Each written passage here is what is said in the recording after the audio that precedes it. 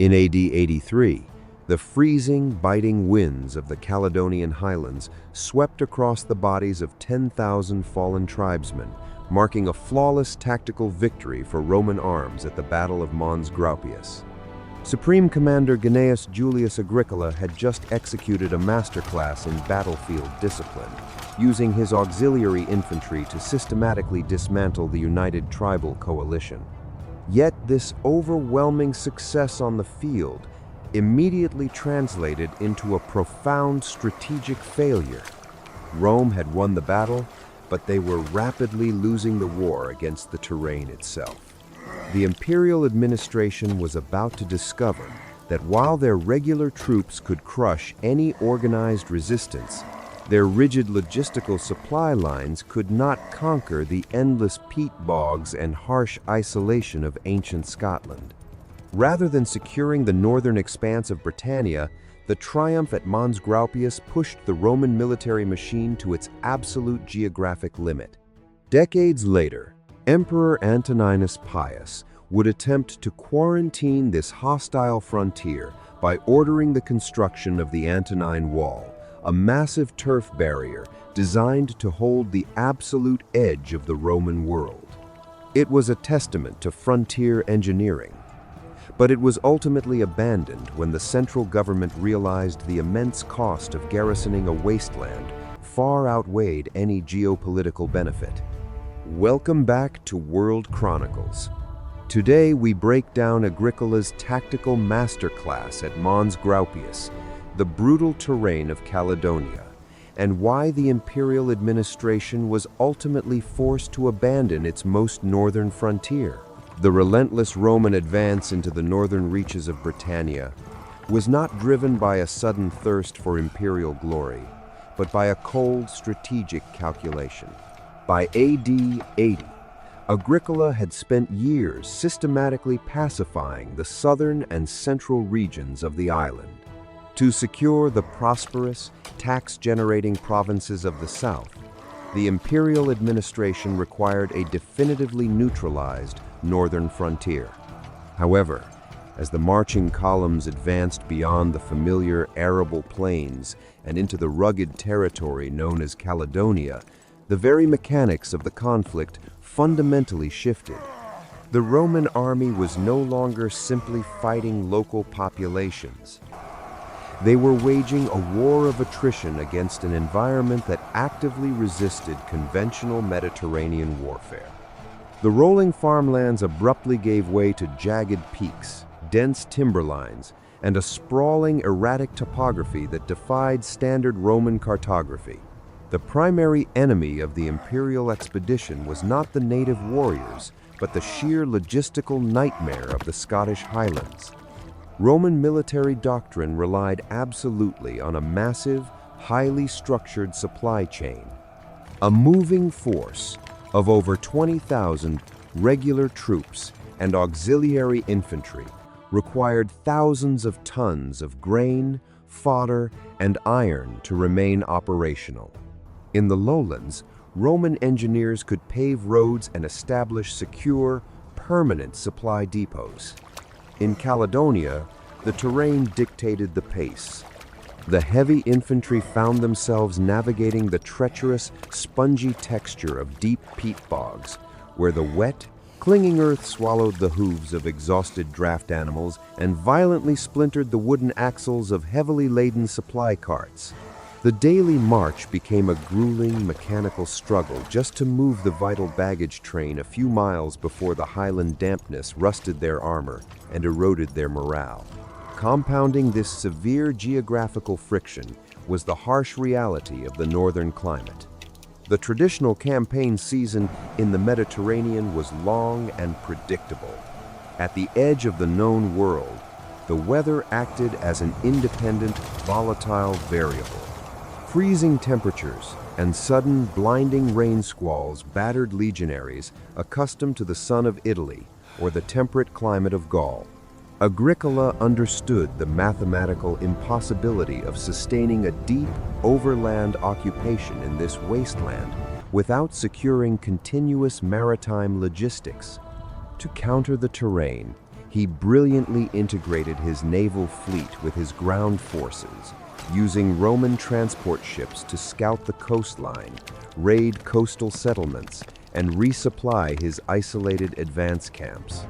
It was a highly coordinated, combined arms strategy designed to bypass the impassable land routes and project unbroken power across the frontier. Yet despite the operational brilliance of the Supreme Commander, the structural problem of the campaign remained unsolved. The Roman military apparatus was engineered specifically to conquer centralized states. Legions excelled at besieging walled cities, capturing royal treasuries, and seizing vast tracts of agricultural land to feed their own expansion. Caledonia offered no major cities to besiege, no stockpiled gold to plunder, and barely enough arable soil to feed its own inhabitants. The local tribes understood this inherent Roman vulnerability. For years, they refused to mass their forces for a decisive, open-field engagement, preferring instead to melt away into the valleys and let the bogs, the cold, and the isolation slowly starve the Roman expedition. Agricola had pushed the boundaries of the empire further north than any commander before him, stretching his supply lines to their absolute structural limits in pursuit of a final, pacifying battle. He possessed the finest heavy infantry on earth, but he was about to discover that you cannot stab a mountain or besiege a winter storm. The relentless Roman advance forced a fundamental shift in Caledonian strategy. For years, the fiercely independent tribes of the northern highlands had relied on geographic isolation and decentralized guerrilla warfare to bleed the Roman vanguard. But as Agricola's combined land and naval operations systematically choked their territory, the disparate clans realized that evasion was no longer a viable survival mechanism. Facing the organized annihilation of their culture, they achieved a rare and fragile unity. By the late summer of AD 83, a massive coalition of approximately 30,000 Highland warriors assembled on the elevated slopes of a hill known to history as Mons Graupius. This was not a professional standing army, but a desperate, mobilized society composed of veteran fighters, tribal nobility, and desperate youth, all bound by the absolute realization that their backs were finally pressed against the edge of the world. Command of this unprecedented tribal host fell to a chieftain named Calgacus. While historical records of his life are filtered entirely through Roman authors, his strategic imperative was undeniable. He had to leverage the sheer mass and ferocity of his united warriors before the coalition fractured under its own internal rivalries. The stakes of this confrontation were immortalized by the Roman historian Tacitus, who attributed a piercing indictment of imperial expansion to the Caledonian leader. Calgacus warned his men that submission to Rome would not bring integration, but absolute subjugation, summarizing the imperial method with the famous declaration, "To ravage, to slaughter, to usurp under false titles, they call empire, and where they make a desert, they call it peace." This was not merely a battle for territory. It was an existential defense against a military machine that viewed the total conquest of the island as a political necessity. Standing opposite this massive highland host was Supreme Commander Agricola, directing a seasoned expeditionary force of roughly 20,000 men. Despite being numerically disadvantaged, Agricola possessed the supreme confidence of a commander who thoroughly understood the structural advantages of his own war machine. As he deployed his forces on the uneven ground at the base of the hill, he made a coldly pragmatic command decision that perfectly encapsulated Roman imperial doctrine. He deliberately kept his elite, citizen-born regular troops entirely out of the primary battle line. Instead, he stationed the heavy infantry of the legions safely in the rear, forming a massive, static wall of iron directly in front of the Roman camp. To absorb the initial shock of the 30,000 tribesmen, Agricola committed 8,000 auxiliary infantry to the center of his formation. These were primarily battle-hardened Batavian and Tungrian cohorts drawn from the harsh Germanic frontiers, specialized shock troops flanked by 3,000 auxiliary cavalry to secure the wings. This deployment was a calculated political and military economy. If the battle could be won utilizing only foreign auxiliaries, Agricola could secure a massive triumph for Emperor Domitian without shedding a single drop of Roman citizen blood. The contrast between the two armies was starkly defined not just by their rigid formations, but by the atmosphere they projected across the battlefield. From the elevated ridges of Mons Graupius, the deafening, chaotic roar of 30,000 Caledonian tribesmen echoed across the valley as they rhythmically beat their broadswords against their wooden shields, generating a terrifying psychological barrage meant to break the nerve of the invaders. Below them, the Roman auxiliary lines stood in absolute mechanical silence, a perfectly aligned grid of shields and spears, waiting motionless for the blast of the brass cornu to dictate their advance. The trap was set, the forces were balanced, but Agricola's entire battle plan hinged on a highly volatile gamble with his frontline troops. The engagement commenced not with a clash of infantry, but with an archaic spectacle that had long vanished from the battlefields of continental Europe. From the spaces between the tribal infantry, Caledonian war chariots surged forward, tearing across the open ground separating the two armies. For the Highland tribes, these chariots were a symbol of elite status and psychological terror, intended to break the cohesion of the Roman front line before the heavy infantry even engaged. However, the effectiveness of a chariot charge is entirely dependent on flat, unobstructed ground. The slopes of Mons Graupius offered none of these ideal conditions. The terrain was uneven, marred by deep ruts, thick heather, and embedded stone. The sharp, concussive crack of wooden chariot wheels shattering against the hidden rocks of the highland slope echoed across the valley as the vehicles violently destabilized. Instead of delivering a unified kinetic shock to the Roman lines, the chariots became chaotic hazards to their own side, their mobility completely neutralized by the hostile geography. With the chariot charge stalled and dispersed by the terrain, the battle transitioned immediately into a grueling, long-range exchange of missiles. Agricola's auxiliary cohorts advanced to the base of the incline and unleashed a disciplined volley of heavy Roman javelins designed to punch through armor and weigh down shields. But the Caledonians were not heavily armored, and they possessed a highly adapted defense.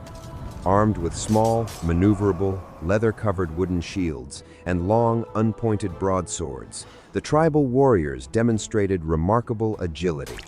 They expertly parried the plunging Roman javelins, batting the heavy iron tips away with rapid, sweeping strikes, while simultaneously hurling a relentless shower of their own spears and stones down the slope. This skirmishing phase presented a severe tactical problem for the imperial command. Agricola's forces were fighting uphill, an inherent disadvantage that sapped the momentum of their javelin throws and exposed them to the full force of gravity driving the Caledonian projectiles. The auxiliary infantry maintained their rigid shield wall, absorbing the incoming fire, but they were expending massive amounts of energy without inflicting proportionate casualties. The tribesmen on the ridge held their ground, perfectly content to bleed the Roman vanguard from a distance while preserving the structural integrity of their massive 30,000-man formation. The mathematical reality of the engagement became starkly apparent to the supreme commander. As long as the combat remained a static exchange of missiles, the Caledonians dictated the pace, and the sheer numerical superiority of the Highland host meant they could sustain this barrage far longer than the isolated Roman expeditionary force. Agricola recognized that allowing his front line to be slowly whittled away in a ranged battle of attrition would inevitably lead to a collapse of unit cohesion. The Roman military machine was engineered for close-quarters lethality, not protracted skirmishing on an enemy's terms.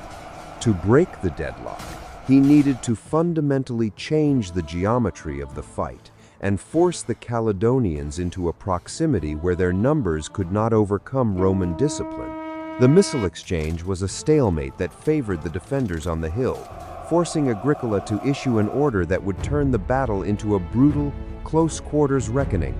The blast of the Roman cornu cut through the din of the battlefield, signaling the immediate suspension of the missile exchange. Following Agricola's direct command, 8,000 Batavian and Tungrian auxiliary infantrymen locked their shields, drew their short swords, and initiated a measured, uphill advance. This maneuver was designed to ruthlessly exploit a severe biomechanical mismatch between the two opposing forces.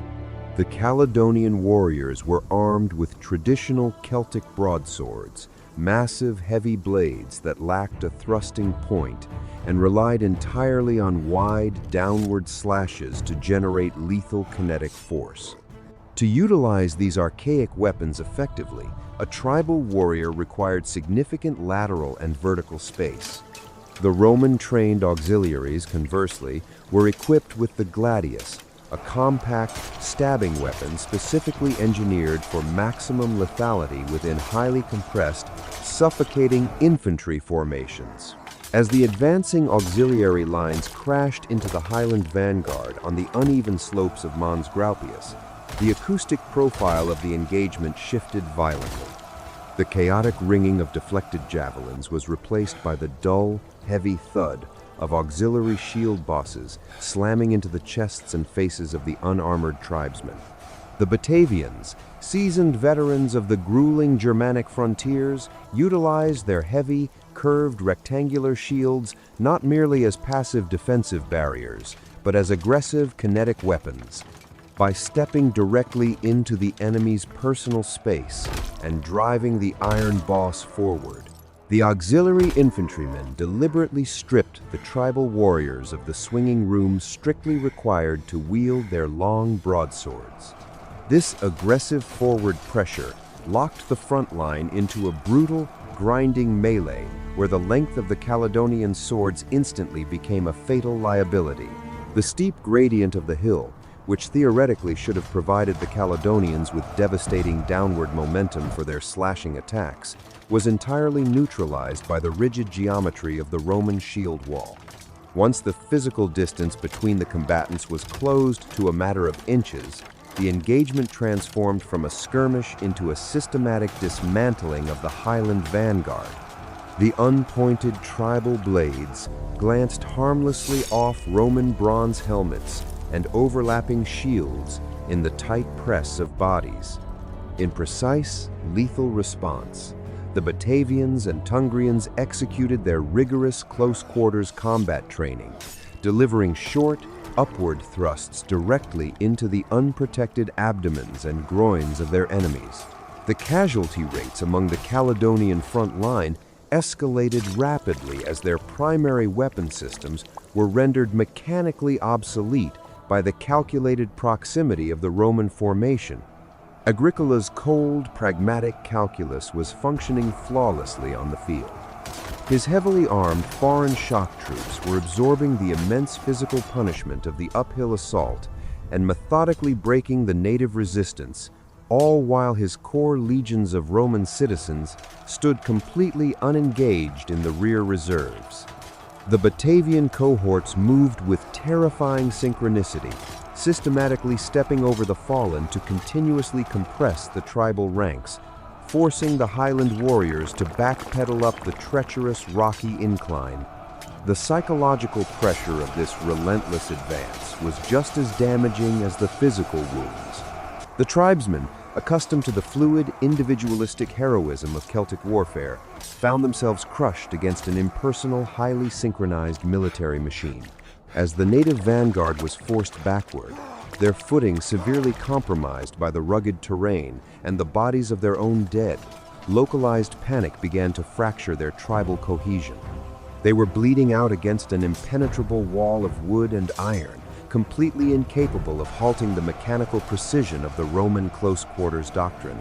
Yet the sheer scale of the Highland host meant that the battle was far from decided. The vast majority of Calgacus's 30,000-man coalition had not yet drawn their swords, observing the grim, methodical destruction of their vanguard from the safety of the highest elevations. As the front line buckled, the massive Caledonian reserve positioned at the top of the ridge saw an opportunity to end the Roman expedition in a single sweeping maneuver. Observing the systematic destruction of their vanguard, the Caledonian commanders positioned on the highest crests of Mons Graupius initiated their primary tactical countermeasure. They commanded a coalition of roughly 30,000 men, a force vastly outnumbering the 8,000 Roman auxiliaries currently grinding their way up the slope. The tribesmen held in reserve began to descend, fanning out in a massive sweeping arc designed to outflank the Roman advance. By extending their lines laterally, the Caledonians intended to execute a double envelopment, pouring down the sides of the hill to swallow the exposed wings of the Batavian and Tungrian cohorts. It was a mathematically sound maneuver. If they could wrap around the Roman flanks, the superior short sword doctrine of the auxiliaries would be negated by attacks from the sides and rear, collapsing the imperial front line in a crush of bodies. However, this flanking attempt did not catch the Roman command by surprise.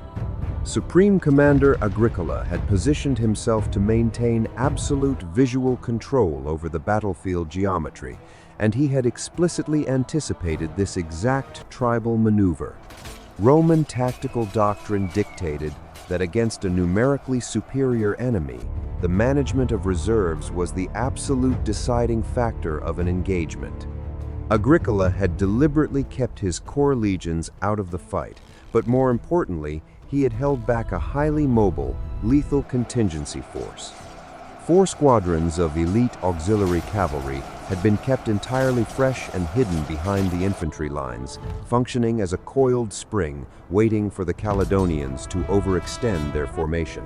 The moment the descending Caledonian reserves stretched their lines thin to execute the envelopment, Agricola unleashed the trap. He ordered his 4 cavalry squadrons to advance not merely to block the tribal flankers, but to aggressively counter-envelop them. The rhythmic, terrifying thunder of disciplined heavy cavalry hooves tearing through the highland heather echoed across the slope as the Roman riders accelerated into a full charge. They bypassed the static infantry melee in the center completely, riding wide to strike the extending, vulnerable tips of the Caledonian crescent. The impact was immediate and devastating. The tribal reserves, maneuvering rapidly over uneven ground to close the net, were structurally unprepared to receive a concentrated cavalry shock. Lightly armed and lacking the tight, interlocking shield walls necessary to halt charging horses, the Caledonian flanking columns buckled instantly under the sheer kinetic weight of the Roman assault. The 4 cavalry squadrons tore through the disorganized tribal ranks, systematically dismantling the envelopment before it could even connect with the Batavian infantry. With the Caledonian wings violently arrested and shattered, the Roman cavalry did not halt their momentum. Demonstrating elite battlefield discipline, the squadrons wheeled inward, riding directly behind the main tribal battle line. The geometry of the engagement had been completely inverted in a matter of minutes. The Caledonian vanguard, which had been slowly bleeding out against the Batavian shields in a frontal press, suddenly found Roman heavy cavalry driving into their unprotected rear. It was the flawless execution of a hammer and anvil strike, utilizing the rocky incline of Mons Graupius to trap the Highland warriors between advancing infantry and rampaging horsemen. Trapped in this closing vice, the structural cohesion of the Caledonian coalition suffered a catastrophic, absolute failure. The unified tribal host, which had stood roaring in defiance just hours earlier, dissolved into thousands of individual men consumed by mass panic. The chain of command evaporated as chieftains and warriors alike abandoned their heavy broadswords to flee the tightening Roman encirclement. The organized resistance on the slopes of Mons Graupius effectively ceased, replaced by the grim mechanics of a shattered army desperately attempting to outrun an organized pursuit. The tactical brilliance of the cavalry strike broke the army, but what awaited the survivors in the dark woods behind the hill would define the true horror of the campaign. The collapse of the Caledonian lines triggered a brutal, uncoordinated retreat toward the dense timber line bordering Mons Graupius. Roman auxiliary infantry and cavalry relentlessly pursued the fragmented tribal units into the trees. However, the organized nature of the Roman war machine ensured that even the pursuit was methodical. Agricola ordered his light cohorts to form hunting nets, sweeping the woods to maintain formation and prevent sudden ambushes by desperate pockets of highland warriors. The mathematical discrepancy of the resulting destruction was staggering. By the time the Roman cornu sounded the recall, an estimated 10,000 Caledonians lay dead across the slopes and within the forest edge. In stark contrast, the Imperial Expeditionary Force recorded a mere 360 casualties, heavily concentrated among the Batavian and Tungrian frontline auxiliaries. On paper, it was one of the most lopsided tactical victories in the history of Roman Britain. Yet as the sun rose the following morning, the true nature of this triumph revealed itself in the landscape. The eerie, dead silence of the blood-soaked woods was entirely devoid of the enemy, offering no remaining targets for the Roman military to engage. The surviving 20,000 Caledonian warriors had not formally surrendered. They had simply melted away into the impassable mist and jagged ravines of the highlands. Agricola possessed the undisputed physical mastery of the battlefield, but holding a single hill did not equate to pacifying a hostile geography. To permanently conquer a territory, an occupying army must seize its agricultural base, its urban centers, and its nodes of production. Caledonia offered none of these critical targets, leaving the Roman expedition with a brilliant tactical victory that floated in an absolute strategic void. The imperial logistical chain had been stretched to its breaking point. Extending permanent supply lines through the peaty bogs and narrow valleys to garrison the deep highlands was an engineering and economic impossibility. The sheer cost of transporting grain, iron, and remounts from the pacified south or across the turbulent northern seas far outweighed any potential tax revenue that the barren Scottish terrain could ever generate. Realizing that the rapidly approaching winter would soon sever his maritime supply routes and trap his legions in a frozen wasteland, the supreme commander was forced to issue the order to withdraw. Agricola marched his forces back toward the established winter quarters, essentially abandoning the very ground they had just secured. The definitive end of the Caledonian conquest, however, was orchestrated not by the highland tribes, but by the imperial administration in Rome. Shortly after the decisive victory at Mons Graupius, Emperor Domitian recalled Agricola from his command in Britannia. The official justification was that the general's tenure had naturally expired after an unprecedented 7 years, but the political reality was driven by self-preservation. Domitian harbored a deep-seated paranoia regarding highly successful, popular field commanders who possessed the absolute loyalty of multiple veteran legions. An emperor whose own military credentials were comparatively weak could not afford to let a subordinate cast too large a shadow over the central government.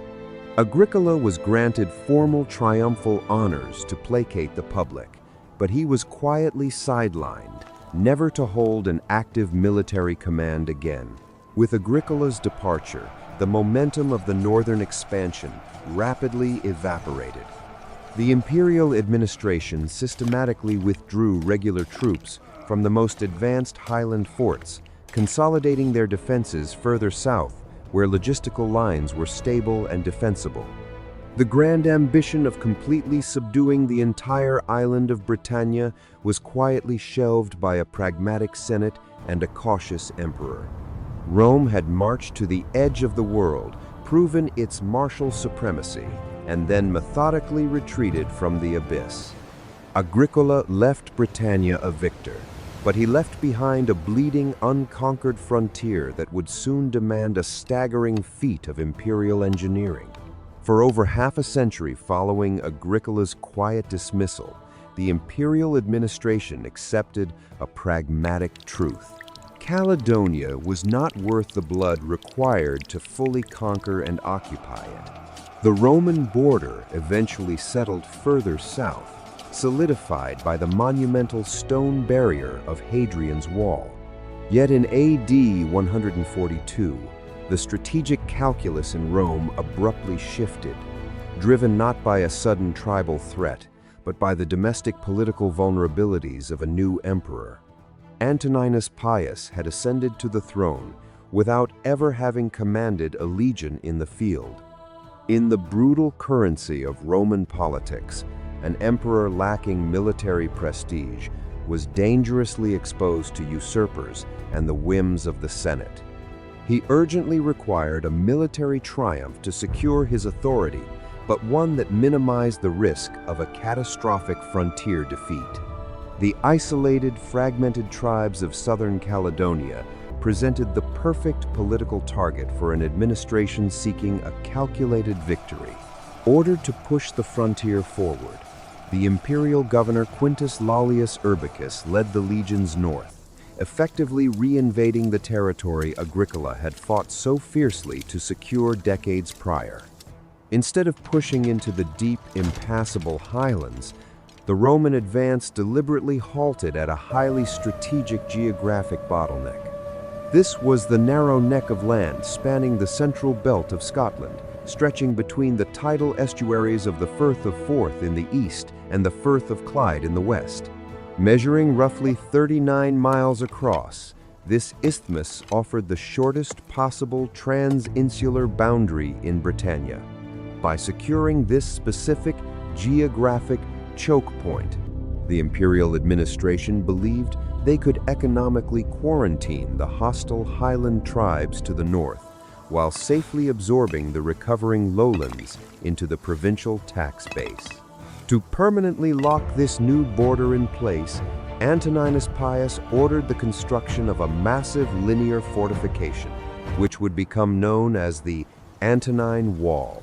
However, the logistical realities of the Scottish landscape dictated a severe departure from standard Roman masonry. Dragging millions of tons of dressed stone into this remote, boggy terrain was an economic impossibility for the supply lines of the era. Instead, the engineers designed a formidable rampart utilizing the immediate environment. The barrier was built upon a heavy stone foundation, but the primary superstructure was constructed entirely of densely packed earth and vegetation. For the regular troops of the 2nd, 6th, and 20th Legions tasked with the construction, this meant enduring the heavy, wet drag of rain-soaked turf being relentlessly cut, hauled, and meticulously stacked in the miserable, bone-chilling damp of the Scottish weather. Despite lacking the imposing stone facade of its southern predecessor, the Antonine Wall was an intensely fortified military zone. It featured a layered turf rampart standing roughly 10 feet high, fronted by a massive V-shaped defensive ditch plunging another 12 feet into the earth. Crucially, the forts along the Antonine Wall were placed much closer together than those on Hadrian's Wall, essentially creating an unbroken chain of overlapping surveillance. Yet the primary function of this sprawling earthwork was not to repel a massive organized army of 30,000 warriors like the one Agricola had faced at Mons Graupius. The Highland tribes, decimated by earlier campaigns and fractured by interclan politics, no longer possessed the capacity to field such a unified host. Instead, the Antonine Wall functioned as a colossal bureaucratic filter and an economic quarantine line. It was designed to manage low-level guerrilla warfare, intercept fast-moving raiding parties, and violently dictate the terms of local civilian movement. Any tribal merchants, migrating clans, or cattle drovers seeking to pass north or south had to funnel through heavily guarded Roman checkpoints. The wall allowed the imperial government to extract customs taxes, monitor tribal communications, and instantly choke off the supply of vital lowland resources to the independent highlanders. It was the ultimate projection of administrative control over a hostile landscape, representing an attempt to suffocate the enemy through infrastructure and logistics rather than open battle. To the political elite in Rome, the expedition was a resounding success, officially securing Antoninus Pius his necessary military accolades and pushing the borders of the empire to their absolute maximum northern extent. It was a marvel of frontier engineering, but within a single generation, the imperial government would realize they had made a fatal miscalculation in its design. The fatal miscalculation of the Antonine Wall became undeniable within a single generation. By AD 162, scarcely 20 years after the first turf was cut, the imperial administration ordered a systematic withdrawal. The Roman military machine was not driven from the central belt of Scotland by a massive tribal uprising or a catastrophic battlefield defeat. Instead, the retreat was a cold, calculated bureaucratic decision dictated by the ledgers of the imperial treasury. Maintaining a permanent garrison of regular and auxiliary troops along the 39-mile turf barrier required a relentless influx of supplies, weapons, and grain. Without a local agricultural surplus to exploit, every ration had to be shipped northward at exorbitant expense. The freezing rain and relentless damp of the frontier accelerated the decay of weapons and armor, ensuring that the financial cost of occupation remained perpetually high. The Roman Empire operated on a model of profitable conquest, but the lands beyond the Antonine Wall offered absolutely no return on investment. There were no deep silver mines to excavate, no dense urban centers to tax, and no vast wheat fields to feed the legions. The imperial administration finally recognized that occupying the Scottish Highlands was an exercise in logistical futility. Emperor Marcus Aurelius officially ratified the withdrawal, pulling the legions south to reoccupy the formidable stone fortifications of Hadrian's Wall. This shift marked a profound ideological transition for Rome. The imperial government accepted that its borders were not infinitely expandable, drawing a definitive line in the landscape where the Mediterranean engine of conquest permanently stalled against the hostile geography of the north. The legacy of the Scottish frontier and the campaign of Gnaeus Julius Agricola stand as a definitive lesson in the strict limits of ancient warfare. The Roman victory at the Battle of Mons Graupius in AD 83 remained a flawless execution of infantry tactics and combined arms doctrine. Agricola had successfully forced a major engagement and systematically dismantled a coalition of 30,000 Highland warriors. Yet this tactical brilliance was completely voided by the strategic reality that followed. The battle proved that an army can crush its enemy and claim the high ground, but if it cannot secure the logistical infrastructure required to permanently occupy the territory, the victory is essentially meaningless. The surviving tribesmen simply outlasted the Roman supply lines, allowing the harsh winters and treacherous bogs to defend their independence. For the remainder of the imperial era, Caledonia existed as a ghost frontier, a rugged, mist-shrouded wasteland that Rome observed but never truly ruled. The legions had marched to the absolute edge of the world, only to discover that geography itself could be an unconquerable adversary. The Roman war machine possessed the engineering discipline to bridge the Rhine and the military might to defeat the phalanxes of the East, but it ultimately broke against the peat bogs and freezing winds of ancient Scotland. It is a stark reminder that even the greatest empires are bound by the physical realities of the earth they attempt to govern. Please subscribe to our channel to relive the great chapters of history together, and join us for the next episode.